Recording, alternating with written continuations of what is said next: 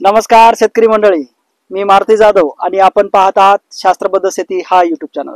मित्रांनो, आपण बीट पिकावरती जे काही व्हिडिओ केला होता त्या व्हिडिओला शेतकरी मंडळींनी भरपूर प्रेम दिलेला आहे। भरपूर शेतकऱ्यांनी कमेंट्स पण केलेले आहेत आणि पर्सनली मला फोन पण केलेले आहेत की बीट पिकामध्ये आपल्याला तणनाशक कोणतं वापरायचं आहे, कधी वापरायचं आहे, त्याचं टायमिंग काय आहे, सोबतच या पिकावरती कोणत्या प्रकारचा रोग बुरशीजन्य असेल किंवा कीडजन्य असेल तर रोग येतो, त्यासोबतच खताचं व्यवस्थापन कशा पद्धतीने करायचं आहे याबद्दलच आजचा हा व्हिडिओ होणार आहे। मित्रांनो, खरं म्हणजे या पिकामध्ये तणनाशक जर आपल्याला वापरायचं असेल तर लागवड केल्यानंतर 48 तासाच्या आत आपल्याला प्री एमर्जन्स हर्बिसाइड वापरायचं आहे। म्हणजेच उगवणीपूर्वीचं जे काही तणनाशक आहे ते तणनाशकाचा आपल्याला वापर करायचा आहे। मित्रांनो, उगवण झाल्यानंतर आपल्याला या पिकामध्ये तणनाशकाचा वापर करता येणार नाही, कारण याची जी पत्ती आहे मित्रांनो, तुम्ही जर बघितलं तर एकदम पालक सारखी आहे, त्यामुळे याच्यावरती स्कॉर्चिंग येतं आणि या कारणामुळे आपल्याला कोणत्याही प्रकारचं तणनाशक जे की उगवल्यानंतर वापरायचं नाही। आज मी तुमच्यासाठी या पिकामध्ये जे तणनाशक चालणार आहे ते घेऊन आलेलो आहे आणि हा तणनाशक आहे फास्ट मिक्स, ज्यामध्ये ब्युटाक्लोर 50% EW या फॉर्म्युलेशन मध्ये मिळतं मित्रांनो, आणि ते आपल्याला लागवड केल्यानंतर 48 तासाच्या आत वापरायचं आहे। उगवल्यानंतर किंवा 48 तासानंतर आपल्याला वापरायचं नाही। आणि हे जे फास्ट मिक्स आहे याचं जे काही प्रमाण आहे प्रति 20 लिटरच्या पंपासाठी 100 ml आपल्याला घ्यायचं आहे आणि पूर्णपणे आपल्या शेतामध्ये फवारणी करायची आहे। मित्रांनो, काही शेतकरी जे काही तर वेगळ्या तणनाशकांचा वापर करतात, ज्यामध्ये टर्गा सुपर असेल किंवा गोल असेल, तर ते सुद्धा आपल्याला 10 मिली प्रति पंप हे दोन्ही घेऊन आपल्याला लागवड केल्यानंतर लगेचच आपल्याला त्याची फवारणी घ्यायची आहे आणि लगेच पाणी भरून द्यायचं आहे। अशा पद्धतीने जर वापरलं तर या पिकाला कुठलाही धोका नाही किंवा उगवण क्षमतेवरती सुद्धा याचा परिणाम होत नाही। त्यानंतर आपला जो काही प्रश्न होता तो म्हणजे या पिकावरती कोणत्या प्रकारचा प्रादुर्भाव आपल्याला दिसून येतो, याच्यामध्ये जे काही कीड व्यवस्थापन आहे। मित्रांनो, या पिकावरती जास्त अळीचा प्रादुर्भाव दिसून येत नाही, तर मावा असेल किंवा तुडतुडा असेल अशा काही किडींचा प्रादुर्भाव दिसून येतो।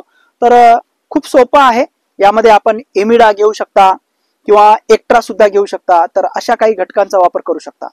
त्यानंतर दुसरं म्हणजे या पिकामध्ये पाकोळीचं प्रमाण जास्त वाढतं मित्रांनो, तर ते कंट्रोल करण्यासाठी आपल्याला हेवी कीटकनाशकांचा वापर करायचा आहे आणि त्यासाठी आपल्याला खऱ्या अर्थाने कॅल्डान धानुसान या घटकांचा वापर करायचा मित्रांनो, आणि त्याचा प्रमाण 25 मिली प्रति पंप धानुसान आणि 25 ग्राम प्रति पंप कॅल्डान असे दोन्ही घटकांचा आपल्याला या पिकावरती वापर केल्याने नक्कीच पाकोळीसाठी सुद्धा या ठिकाणी फायदा होणार आहे। मित्रांनो, पालक ज्या पद्धतीचं असतं त्याच पद्धतीचं या पिकाचं सुद्धा पान असतं, खूप नाजूक असतं मित्रांनो, त्यामुळे याच्यावरती बुरशीजन्य घटकांचा प्रादुर्भाव होत असतो। पानावरती काळे ठिपके असेल किंवा काही डाग वगैरे असतील तर याचा प्रादुर्भाव दिसून येतो, त्यामुळे आपल्याला बुरशीनाशकाचा वापर करायचा आहे। आणि वेगवेगळ्या बुरशीनाशकाचा वापर करत असताना याच्यामध्ये आपण 22 असेल, एंट्राकॉल असेल, फोलिक्युअर असेल, या अशा बुरशीनाशकांचा सुद्धा आपण वापर करून कंट्रोल करू शकतो। मित्रांनो, जर समजा जास्तच हेवी अटॅक झालेला असेल तरच आपल्याला सिविक प्लस एंट्राकॉल किंवा सिविक प्लस Z78 अशा बुरशीनाशकांचा वापर करून या रोगांना आपण कंट्रोल करू शकता।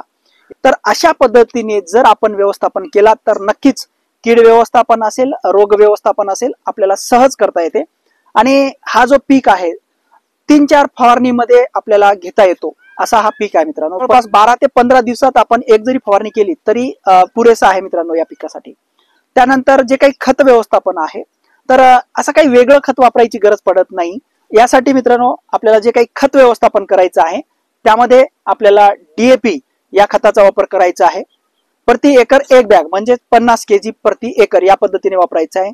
यासोबतच आपल्याला दाणेदार सुद्धा वापरायचं आहे, जे की 50 किलो प्रति एकर, याने आपल्या जमिनीला भुसभुशीतपणा राहतो आणि फुगवणीसाठी सुद्धा मदत होतो मित्रांनो। त्यासोबतच आपल्याला यामध्ये पोटॅश प्रमाण वाढवण्यासाठी आपल्याला MOP चा वापर करायचा आहे। प्रति एकर 30 किलो या पद्धतीने आपल्याला MOP टाकायचं आहे मित्रांनो। या व्यतिरिक्त जर समजा आपल्याला आपल्या मार्केटमध्ये वेगळ्या पद्धतीचे खतं उपलब्ध असतील, त्यामध्ये 12-32-16 असेल, 14-35-14 असेल, अशा खतांचा सुद्धा आपण वापर करू शकतो मित्रांनो. आणि पोटॅश जास्त लागणार आहे, त्यासाठी पोटॅशचं प्रमाण वाढीव अशा घटकांचाच वापर करून आपल्याला खत सुद्धा व्यवस्थापन करता येते मित्रांनो. तर अशा पद्धतीने हा व्हिडिओ जो आहे आपल्याला कसा वाटला याबद्दल सुद्धा आपल्या प्रतिक्रिया आम्हाला कमेंटच्या द्वारे कळवा. आणि या चॅनलला लाईक, शेअर आणि सबस्क्राईब करायला विसरू नका. थांबतो इथंच, भेटूया पुढच्या व्हिडिओमध्ये. धन्यवाद मित्रांनो.